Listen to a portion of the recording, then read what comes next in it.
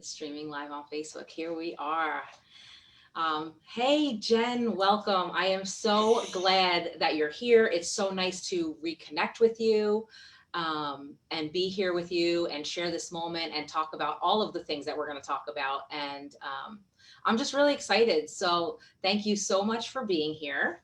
I want to welcome you and let everyone know Jen is not only my friend, but a fellow coach and human performance specialist and transformational life coach and international speaker and author. So there's so much that I want to get into. Jen works with overwhelmed healthcare and wellness practitioners who feel depleted and stuck. She helps them re-energize their bodies, reignite their motivation so that they can maximize their business and their life. Does that about sum it up? That's about it. So welcome, Jen. So glad for you to be here. Thank you for coming. Thank you for having me. I'm super excited to be speaking with you. I just absolutely adore you. Thank you. Thank you. And the feeling is mutual and it's clear. And we've talked about this. We just had this instant connection. So tell everyone, I know about you. I've read your book. This one? I read it. I have pages folded. It's amazing. And the content in here is so powerful and valuable, and the exercises that go along with it. So that was a really nice, unexpected touch. And I just wanted to point that out, that was really cool to see. So tell us about you. Tell us about the work that you're doing. I want to hear it all again. Okay. All the things. So I am recovering sports med physical therapist, and I did that for 19 years. I left medicine so that I could have a bigger impact in the world. Largely in part because I was burned out, and I went into sports medicine to really make an impact and to empower other people. I realized that healthcare providers all kind of suffer the same compassion fatigue and burnout, the overwhelm that I was experiencing. And so through my transition to coaching, I really developed a passion for working with them. Because to me, my whole mission is I believe that every man, woman, and child on earth has a God-given right to clean water, nutrient-dense food, and quality healthcare. I believe these are basic human rights, no matter where you live or whether you have the ability to pay for them. And I find it really crazy that in 2019, there are still places that don't have running water or that, don't have kitchens in their hospitals. It's just with what we have here in the States, it's eye-opening. And so I look at it like an opportunity to work with other healthcare providers, because really we are the ones who can impact the health of our communities and the quality of life of our communities. I also got really interested in the prevention side. So to me, it just was like a natural full circle progression, right? Started in medicine, did the work, realized there was more we could do, wanted to do more prevention, became a coach, and now I help other healthcare providers to really elevate their game and do the same and show up with all their gifts instead of tired, depleted, burned out, overwhelmed. It's kind of like the perfect occupation for me. It's like I was born to do this. And it's clear. It's so clear that you are aligned with your purpose. It's so clear that you are passionate and motivated, and the energy that you show up with. And I see it here and I hear it here, and others will see and hear it and feel it as well as I do. But knowing you and seeing you and catching up at the live events, and when we connect live, wherever it is in the country, that's who you are. This is really authentic Jen, and I love it. The work that you do is so powerful. Yeah, I don't think it's possible for me to be inauthentic. I'm like no filter, Jen. Part of what I love about you, right? Yes. And if you read the book, you'll get what she's saying. Yeah, I never was really good at, sugarcoating. I've just always been the direct, blunt, and I wear my heart on my sleeve. So I might as well be doing what I'm passionate about, because I can't succeed at something I don't believe in. So it really is kind of amazing that we, and I know you're the same, have the opportunity to show up in our passion, in our purpose, with our gifts, and really make an impact on the world. It's just beautiful. I'm grateful every day. Absolutely. Living in alignment with what not only what you're good at, but what you love to do. Like there's nothing like it. And so many people, um, you know, as a relationship coach, and I work with leaders, and you know this, I work with leaders on their relationships at home and at work, because they are tied. How you show up and do one thing is how you show up and do everything else. Um, but finding that balance, right, and really loving what you do and showing up and being passionate and really connecting. It's just, there's so many people who don't have that, or who haven't found it for many reasons, right? It's they haven't found it.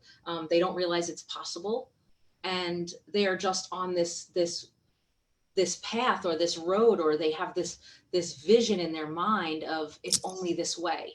It only has to be this way. Like this is just the way it is, and that's not the case. It's not just the way it is. If we leave our relationships and the world, right, regardless of what field you're in that mindset of it's just the way it is, I mean, we'll be in an even worse place than we are. Oh my goodness, yes. But so thank God for people like you and me and others that we know, you know, who are going out there and making a difference and having an impact. Because what's the what is it worth to change your life? What is that worth? Right. And then what's that risk if you don't? Exactly. It's priceless. You can't put a price on the impact, or you can't put a price on your joie de vivre, right? Mm-hmm. You can't put a price on living your purpose or really feeling inspired and fulfilled by everything you do. There is no price tag on that. But when we don't do that, we kind of feel like we're just going through the motions. And then we look up one day and days, months, years have passed. We're in our mid 40s. Our kids may be going off to school and we're like, is this all that life has to offer? And I really do believe this. And this is Jen speculation, full disclosure. I don't know any research on this, but there is a huge increase in depression and even suicide in women. I believe it's between the ages of 45 and 55, but don't quote me because I don't have the research in front of me. And men in that same kind of age group. And I think it's because we look up and realize we've been living someone else's life, or the life someone else set up for us or told us we should be living. And we have all the things, we have the success, and we're at the top of our career, and we're like, and not fulfilled. And we may have money and house or whatever the things are, and we don't have happiness. And so I think it's really beautiful that we have been blessed to find that. And I really hope that more people will speak that message. I'm starting to see it a little bit more. I don't know about where you are, but I'm starting to hear it. It's kind of creating a buzz because mental health is it's a stigmatized situation. And I think a large part of mental health is your mental well-being. And are you fulfilled by what you do every day? And are you actually pursuing what success is to you? And it's just something that I've really stepped into here. And when I speak, it's something that I've really brought in, especially with boundaries, because if we're spending 8, 9, 10 hours of our day working a job that is just a routine and that doesn't fulfill us or light our fire, and then we come home depleted, then we lose our relationships. And I know you see this. It impacts our relationships with our family, our friends, our spouses, ourselves. And, I mean, you know, it's just such a key component to everything that I stand for and that you stand for.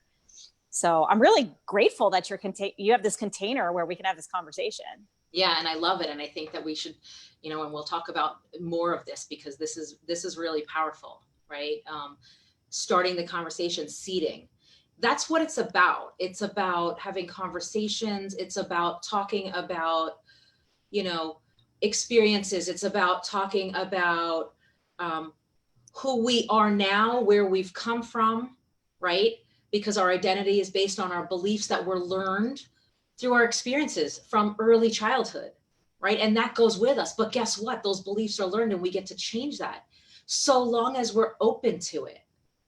Absolutely. Right? We have to be open to what's possible. We have to be open to, I don't want to say have to, but if you want significant change and if you want to live a fulfilled life, then you have to be open to what's possible, right?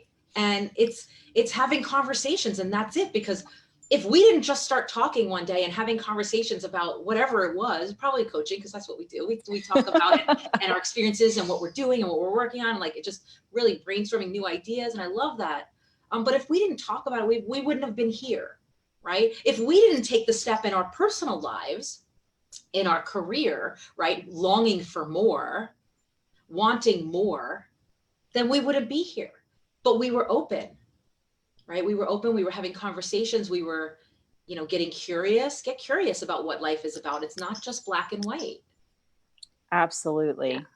Yeah. Absolutely. And when you have passion and drive, it comes out in everything you do. It's very easy to have a conversation around something that you love and that you're passionate about. It.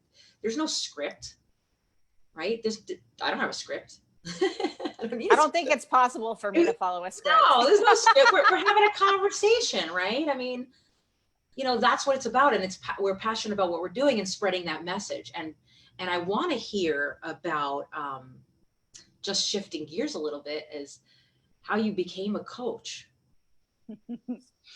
Yeah. So I knew that something wasn't quite sitting right for a while. I worked with elite athletes, like Olympic athletes and professional athletes and collegiate. I worked with the celebrity athletes all the time. It was the dream job, right? And I had financial security and I pretty much could do what I wanted to do. But I didn't want to get up in the morning and go to work.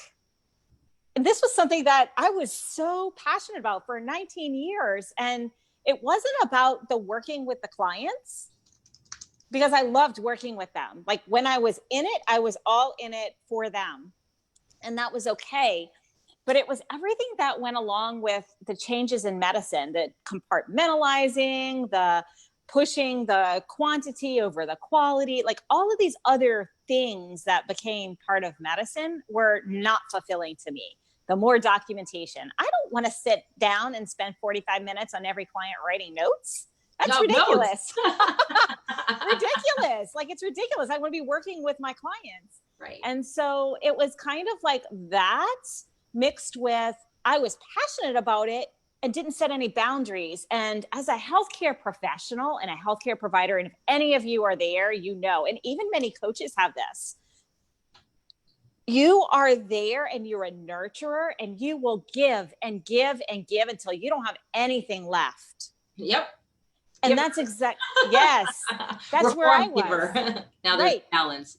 Give till it hurts is kind of what that is. And it was with your team, like it was with your patients, it was with hours. I only needed to work 40 hours, but some weeks I would work 70 and 80 hours. And so it came to a head when I finally took a vacation, and I was there sitting across the table on the first day of our vacation on a private island with my husband. And he asked me if we needed a divorce or if we should continue to be married, because it wasn't working. And like, it was a sucker punch for me. It really opened my eyes to the fact that I gave everything to my career, everything, and didn't have anything left for my self-care. I was always in pain, because when you work on people in physical therapy, I mean, it's hard on your body. Mm-hmm. But I wasn't taking time to go take care of my own pains. I wasn't taking care of my relationship with my spouse. I wasn't taking care of my relationships with my friends and my family, because I was all in on my job and my career and what I did. And I gave until it hurt. So I needed to change, because I knew that I loved this man and I wanted to stay married to this man. And we're still married, by the way. And by the way, this was also not that long ago, just a couple years ago. And so what I did when we came back from vacation was I Googled, and I'm like, it's time to change. I need a change. And our wonderful HCI popped up, and I signed up and I became a coach, like that quick, because I needed change. And I hired a coach to help me work on boundaries, because I didn't know what that was. I didn't know how to say no. I didn't know how to do any of these things. I was raised in a family where, we give the shirt off our back. to someone who needs it. So it was upbringing plus medicine. It was like the perfect storm. Mm-hmm. So through coaching myself or being coached myself, I learned to start to say no and to start to set boundaries. And I did all the things. I did multiple programs, all the gurus, all the mentors, and found what was right for me, and immediately knew that I needed to bring this to everyone else, because the real key is that when you're in it, you feel like you're the only one. Mm-hmm. You feel like you're the only one, and no one talks about it. And actually in medicine, there's a lot of shaming. If you talk about being burned out, like, it's supposed to be safe and you can go to HR or whatever, but really there's a lot of shaming around that. Mm-hmm. And so nobody says anything. And if you're tired and depleted, then you make mistakes. It's an even bigger problem. But the statistics are somewhere like between 78 and 84% of all caregivers, that's nurses, doctors, chiropractors, anybody who gives care in the health and well-being area, have compassion fatigue and or are burned out. So we're not alone. It was recognizing that, hey, a lot of people go through this and it's okay to talk about it. Mm-hmm. And to kind of release that shame, that was just so pivotal for me. And it's become my life work. I mean, I wrote a book about it. Here's the book again, for those who missed it. It's amazing. I read it. I'm keeping it here because I will be implementing certain things that and that will enhance my practice. So, coming and it resonates with me what you're saying, because one, you shared your story with me personally before, you shared it in your book. So read the book, because there's Jen's stories, there's Jen's client story, like there's stories in there. There are actions, activity, like there are things for you to do. So you're not just reading the book and getting the concept or the knowledge, you're actually walking away with an action step. You have things to do that will help you get a little bit closer to your goal, whatever that might be, right? And that's setting boundaries, putting yourself first. From someone who struggled with that for many years, right? I've been honing in on that for the last, I would say, 2 years or so, really setting very hard boundaries in a loving way, learning that, which is a process, right? But also coming from I worked in healthcare for 12 years, and I can tell you with certainty that I saw exactly what you're explaining, right? The nursing staff, the administrative staff, like the physician, like it doesn't matter who it was. If you worked in healthcare, you were becoming burned out, right? Because everyone has a part in something. It's a 24-hour institution, right? And there's so many rules and regulations, right? You have Joint Commission, you have Department of Health, and all these other rules and guidelines, and everyone's worried about passing the inspections and less about what it feels like for the people sitting in that hospital bed, right? An example is people become, and the staff become, desensitized because in order to protect themselves and their well-being, they have to. So now you have this nursing staff and this healthcare environment, which the purpose is to care for people, right? And they're burned out. And those who are not burned out are putting up a wall and they're detaching. So where's the empathy? Where's the compassion? Where's I have a patient who is confused and unwell. The family's, up in arms about what to do, freaking out. And you get this sometimes. Well, that's what it is. Sorry. They're too busy to spend the time that maybe they want it. And I'm not saying every single healthcare provider, because there are ones who will spend the time and go above and beyond, but that's not common. Well, and the problem with that is if they are in those settings, they have productivity standards. And the way that reimbursement is and the way that healthcare is, you have to see more and more patients in order just to break even in a lot of our hospital settings. And so you're being pushed by management and dinged if you're not doing all the things, and you actually don't have the time to do what you went into healthcare for, taking care of the people. Like it's kind of like you get punished when you spend the time, you want to spend the time because you're not doing all the other things. Right. And so it's like a no-win situation. So what can we do? What can they do? So setting boundaries. Setting boundaries. Huge. So I can tell you. Simple, but not easy, right? Exactly. And it really does take a long time, because for those of you who have been in healthcare for a long time, Rome wasn't built in a day. Like, this has been a slow, steady change since the 90s and managed medicine here in the United States, at least.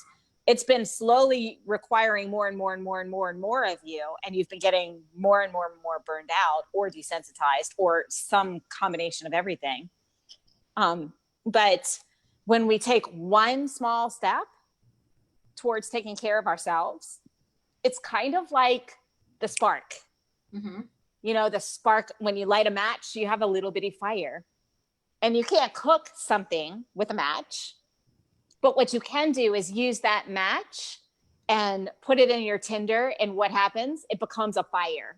Mm-hmm. And so that one step lights that little spark. That's going to be the building blocks for your fire. And every additional habit and every additional time we learn how to say no here, how to focus here, how to take care of ourselves, we're piling wood onto that fire, and it becomes a bonfire. It's huge. It could become a conflagration of energy and motivation, and you rejuvenate yourself. And then it's almost like you fire catches. You can't help but spread to everyone else. And then everybody else around you is like, well, what's happening? Right. Oh, well, I am now taking care of myself. I am leaving a hard stop at 5 o'clock at the end of my shift on Friday so that I can go get my massage. And when I'm sick, I go to the doctor. And, you know, taking care of yourself is so critical. And it could be something as simple as taking a bath and having a cup of tea. But whatever it is to bring you a little piece of joy in your day sparks that fire that slowly stokes over time and builds, so that you all of a sudden have these boundaries and you're able to say, you know what, Miss Jones, I understand you've got diabetes. I have complete compassion and empathy. These are the things that we need to do. And Mrs. Jones' family, these are the things that need to happen. Yeah. And you can do it from a place of, I want to serve and I have the capacity to love, because now it's like your cup is full. It's overflowing with love because you're taking care of yourself again. And so it really impacts all your patients. It impacts all your fellow employees. If you're a practice manager, your staff, it's like a rolling wave, a tide that comes, and it just changes everything, because over time, the work environment becomes less toxic. Because fewer people are burned out and depleted. So you have more positive energy. Yes, more patience, more smiles. People feel better because they're taking care of their bodies now. They're actually eating. I can't tell you how many nurses I work with don't eat. Yeah, I can't take time. They can't take their break. Yes. I mean, they don't even stop to go to the ladies' room. I'm like, you held it for 6 and you wonder why you have a UTI.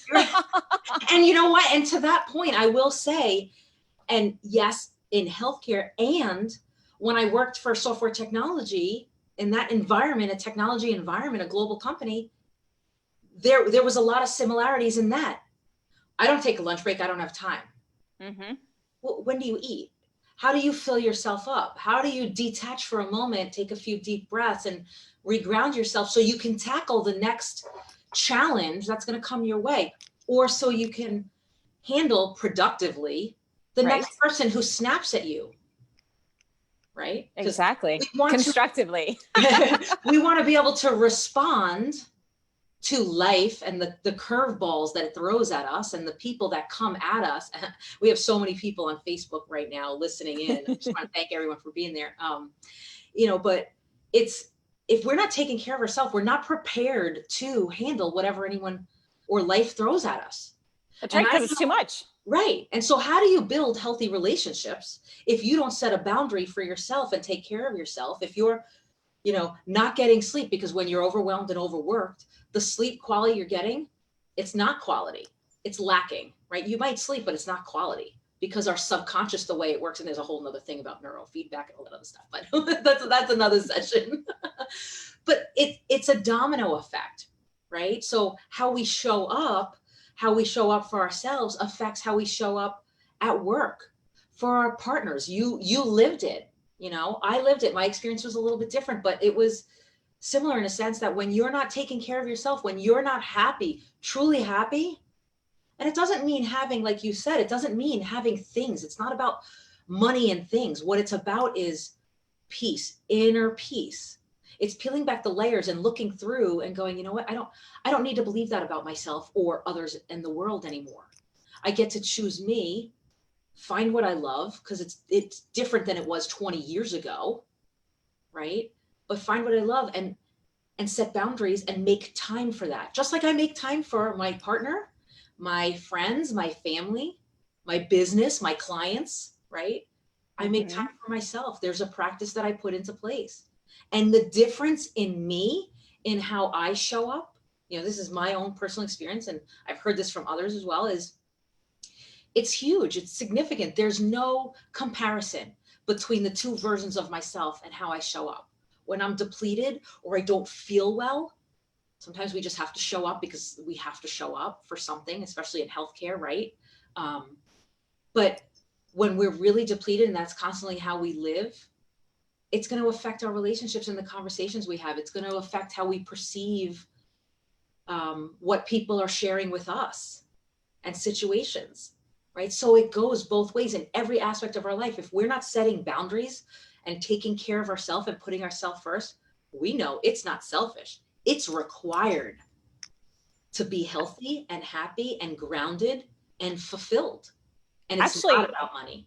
You're right. And I would go so far as to say self-care is the most selfless thing you can do, particularly if you're a caregiver, because it is selfish if you don't take care of yourself and your body breaks down, because then what happens? Then you cannot perform. You cannot show up for your clients. You cannot show up for your patients, and you cannot show up to work because you can't function. Mm-hmm. And that overloads your coworkers, and it's a cascading effect as well. So it's actually selfish to not take that time now and take care of yourself and do that one thing that you need to do for you so that you can continue to show up the way that you want to and to be optimal, right? Sleep, nutrition. Like, people think self-care means going and getting pampered every day. That's not what self-care is. Self-care is eating. If you're a healthcare provider, eating, it's critical. I just had this conversation with one of my clients Monday. I realized she hadn't been taking the time to eat. And so I make her send me a picture or text me every time she eats now when she's at work. And the very first day, do you know what she said? Holy cow, I can focus so much better and I feel so much more productive. I have energy. I wondered where my energy went. Well, no kidding. You have to fuel your body. Oh my gosh. Yeah. And it's, just eating, drinking water. It's simple, right? Hydrating. Yes. You got to drink water. Yes. And we as caregivers, we know all the things. It's common sense isn't common practice. So if you're listening to this and you're like, yeah, you don't know my experience, let me tell you, I have worked in hospital settings. I have worked in a very busy outpatient clinic. I've ran a clinic. I know all the excuses. I gave all those excuses. And that's exactly what they are. They are excuses, because we all have enough time to do the things that are most important. And if you are in that realm, or no matter what you do, if you do not take the time to fuel your body, to move your body, and to ensure that you are healthy and fulfilled and taking care of yourself, then you are really not offering the best to the world in whatever capacity you're showing up. Mm-hmm. That's right. No more excuses. You can only give as much as you have. So if you're not full, you're not giving your best. Right. Does your car keep going when you run it out to empty? It doesn't matter how much you press on the gas. It ain't going anywhere. Oh my God. I love this. This is amazing. So, one of the things, like what can they do? They can read your book. Absolutely. The book is on Amazon. Yes. And I love my signed copy. I'm not lending it, by the way. I will buy them their own book. Yeah, you can get it on Amazon. You can go to my website. It'll link you straight to the book on Amazon. You can search Jen Gaudet book and it'll pop up. We'll populate a link in the Facebook chat at the end of this, and we'll go back and respond if there's any questions and stuff there. Yeah, absolutely. And like, if you're sitting here and you're like, yeah, I'm overwhelmed, this is way too much. Just try one small thing. What is the one small thing? Are you hydrating? Are you sleeping? Pick one area and look at your calendar, and it's going to be over full. It's going to be so full you can't even imagine, and it's overwhelming. But I want you to look at your calendar and pick one thing on your busy day that you can just say, nope, I don't need to do that. Or I can carve out 5 minutes so I can have a sip of water, recharge my body, move my body, have a meal. Like, start doing, just pick one, start with one area. Yep. And go ahead. Yeah, just that one thing. And until it becomes a part of who you are, just focus on that one thing. And then when you got it and it's just a part of your day and you can't live without it, like breakfast maybe, or lunch. Because once your body gets used to eating again, it's like, well, hey, I'm starving over here. You're not going to get anything accomplished until you feed this pie hole. Yeah. Once it becomes who you are and you can't ignore it anymore, then pick the next thing. It's called habit stacking, one thing at a time. And all of a sudden, a couple of weeks later, you look back and you're like, wow, I'm sleeping, I'm moving my body, I'm hydrated, I am taking time out to do something that fills me with joy. And boom, you're a new person. And you've learned how to set effective boundaries and take care of yourself. Yeah. And I love that. It's taking the big picture and breaking it down into small consumable chunks, one thing at a time, baby steps, 1% improvement. Absolutely. Change, right? Because it took years to build up who we are and how we show up now. Right. So just 1%, one little thing. One of the things that I love and I incorporate it into my practice and everything I do is the power of the pause. Pausing before taking any action, responding, reacting, making a decision to open up that cabinet and eat something that's not healthy. Right? It's just being mindful. It's a part of learning what it is that you want by taking a moment to have a mindful moment and think about what it is that you want and what will having that do for you. Absolutely. I'll tell you that was the first thing that I was able to implement. And that's why it has quite a nice part in my book, because the art of the pause, it not only goes towards self-care, but let's face it, the holidays are coming up and 50 gazillion people are going to want you to do 50 different things and pull you in every direction. And when you get that invite, the power of the pause is, you know what? I can't give you an answer right now. Yeah. I'm going to have to get back with you, and removing yourself from the emotion of it, because, the family guilt thing and the, oh, why don't you want to spend time with me? And you should all over yourself. Taking yourself out of that, pressing pause, and then later on looking and saying, no, I really don't want to go do that, or I'm going to regret saying yes to this. Oh, yeah. It's amazing what happens when you get out of that immediate moment and can say, okay, am I going to be inspired, or do I feel obligated? And if I feel obligated, I'm going to show up and wish I was somewhere else. Because if that's the case, they can sense that. Don't go. I don't want somebody coming to my house or my parties if they don't want to be there. Just say no. I respect you more if you say no. Absolutely. And then you have those who get upset when you say no, right? Especially family dynamics can be challenging for some people, right? And so how do you say no? Like it's practicing saying no, but we don't have to owe somebody the explanations and reasons why we're choosing this. No is a complete sentence. It's a complete sentence. No, thank you. Right? No, thank you. I appreciate the offer. And that's great. It just you might not be feeling it, or you can't, you're busy, whatever it is. You don't always have to have a reason. Yes. You get to choose what it is that you want to do and how you want to invest your time. And sometimes it's not going somewhere, it's staying home by yourself because that's what you need. Yes, absolutely. And if you really think about it, you are actually coming from a place of love and service. If you are completely depleted and you say, no, thank you for the invitation, I really appreciate it, but I'm not going to be able to make it this time, leave it at there. And then you go and you sit and recharge yourself. You're actually coming from a place of love and service, because if you go to that event when you're depleted, what's coming out of you? It sure isn't love. It's vinegar, resentment, anger, frustration, depletion, all those things, those negative emotions, they're going to be pouring out at you, and people are going to sense that, and it spreads. So if you take care of yourself and you say yes to the things that you're inspired to do, and you really take that space for you, when you show up positive and overflowing with those emotions, and enthusiasm spreads. Like, I can't tell you, Gina, people, they miss when I'm not there because I bring that positive energy, you know, but why? Because I take care of myself and I set boundaries. That's the biggest change. Like, everybody misses when I'm not there now because I always bring the positive energy. Yeah. And we all have stuff, right? It's not to say that those of us who are working, or Jen and I, don't have stuff. We have stuff. We have a lot of stuff. Oh yeah. Oh gosh, this year has been quite a lot of stuff. We handle it, right? We look inward. We take care of ourselves so we can show up fully, because yes, we want to show up and be happy and engaged.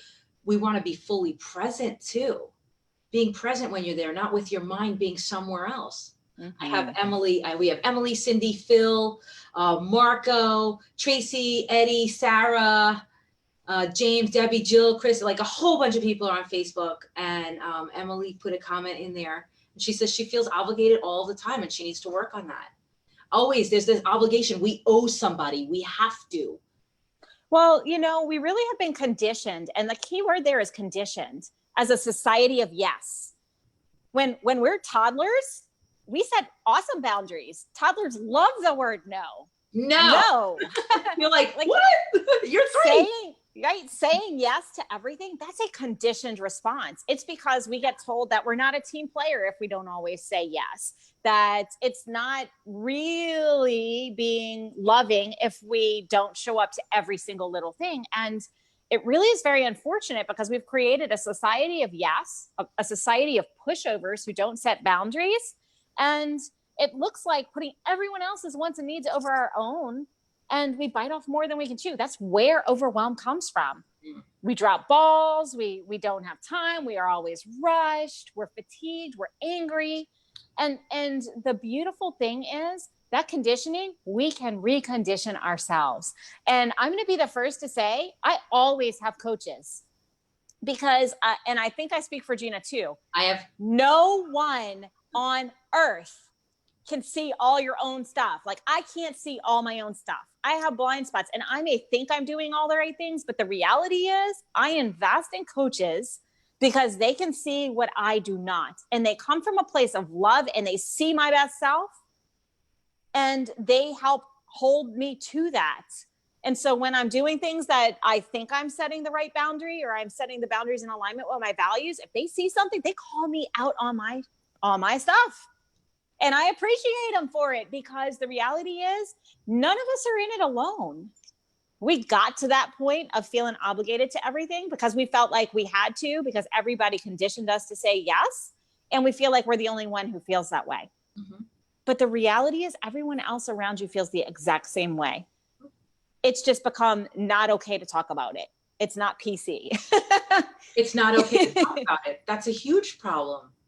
But the reality is that's the story that we've been telling ourselves. And I know, Gina, you mean this too. And this could be you saying it. We're here to tell you, rewrite that story. It is okay.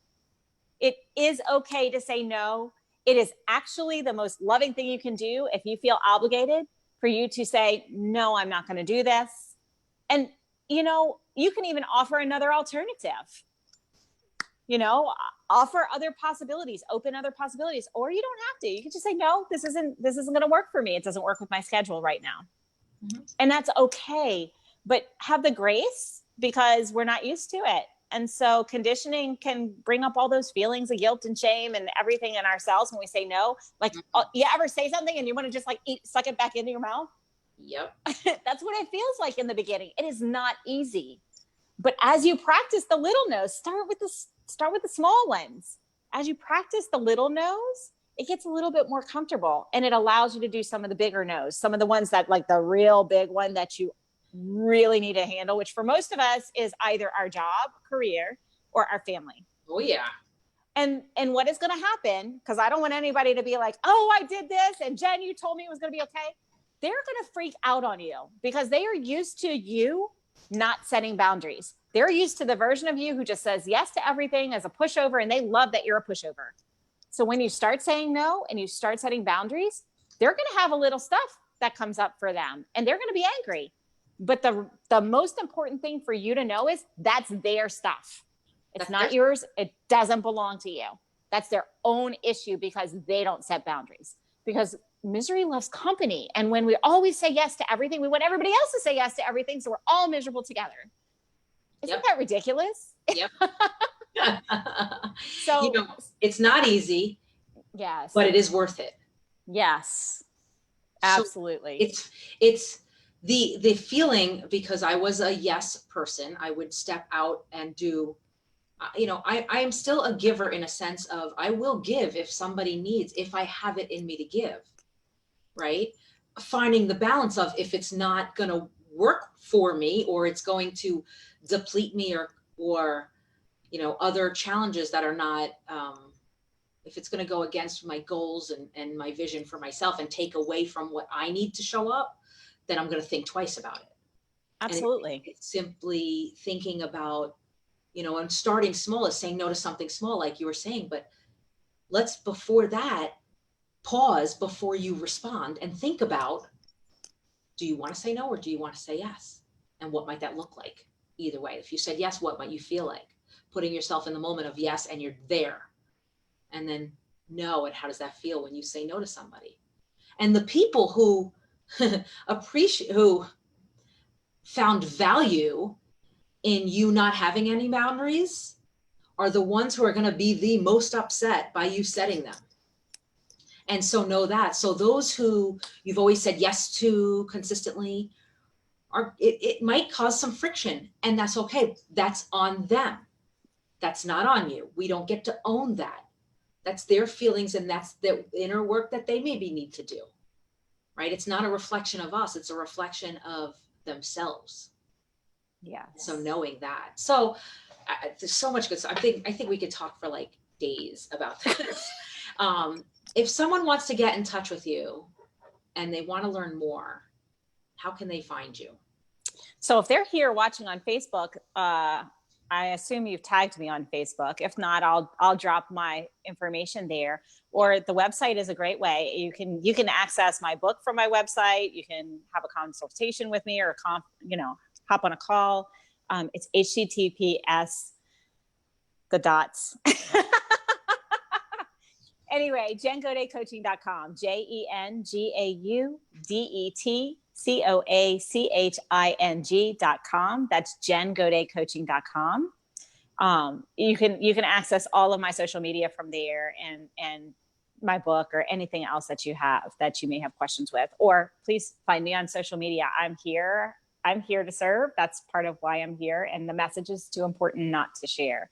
So if you found value to this, I would love to invite you to share this conversation with anybody, because Gina's gems of wisdom were amazing. And this topic is so necessary to be spoken about so that people know that they're not alone. We suffer in silence a lot of times, but if you felt this or something struck a chord in you, don't keep us a secret. This is something to share or watch with somebody, or even comment about something that's important to you, because both Gina and myself, we're here to really make an impact in the world. And that means don't keep it to yourself. If it's important and you know somebody who needs to set boundaries or learn to say no or take care of themselves. Absolutely. Because what's at risk if you don't? Absolutely. Live the way you've always lived, and it only gets worse.